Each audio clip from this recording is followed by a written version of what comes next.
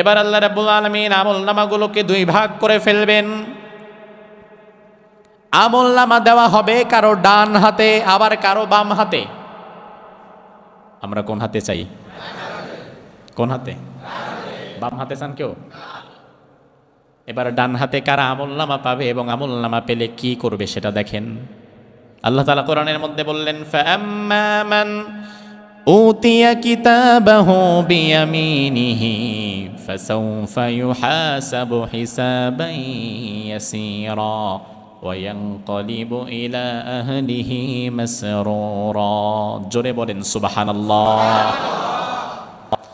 আল্লাহ বলেন, যার আমলনামা তার ডান হাতে দেয়া হবে, ফাসাউফা ইউহাসাবু হিসাবান ইয়াসীরা, তার হিসাব হবে খুব সহজ।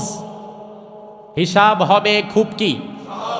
আয়াত নাজিল হওয়ার পরে মা আয়েশা বলেন, সামিআতুন নবী সাল্লাল্লাহু আলাইহি ওয়াসাল্লাম ইয়াকুলু ফি বা'দি সালাতিহি আল্লাহুম্মা হাসিবনি হিসাবান ইয়াসীরা। মা আয়েশা বললেন, এই আয়াত নাজিল হওয়ার পরে আমি দেখলাম বিশ্বনবীর নামাজের দোয়া পরিবর্তন হয়ে গেছে। আল্লাহর হাবিব নামাজের ভেতরে বারবার দোয়া করে, আল্লাহ তুমি আমার হিসাবটা সহজ করে নাও, আল্লাহুম্মা হাসিবনি হিসাবান ইয়াসীরা। মা আয়েশা জিজ্ঞেস করলেন, ইয়া রাসূলুল্লাহ ওয়া মাল হিসাবুল ইয়াসীর, সহজ হিসাব আবার কি জিনিস?